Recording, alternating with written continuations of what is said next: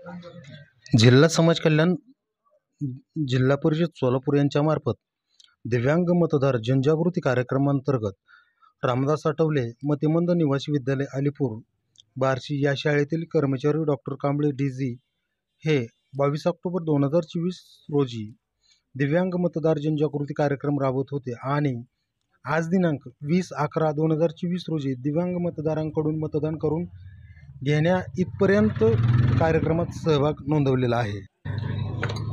यावेळी मतदान जनजागृती करत असताना व मतदारांना घेऊन जात असताना अनेक मतदारांना या शिक्षकांकडून मोलाचं सहकार्य लाभलेलं आहे। यावेळी देवगाव येथील मतदार आपल्या सहकार्याशिवाय आम्ही इथपर्यंत येऊच शकत नव्हतो अशी कृतज्ञता देखील त्यांनी यावेळी व्यक्त केलेली आहे। आपण पाहत आहात रणसंघर्ष डिजिटल न्यूज मीडिया। या चॅनल आपण नवीन असाल तर त्याला लाईक करा, शेअर करा व सबस्क्राईब करायला विसरू नका।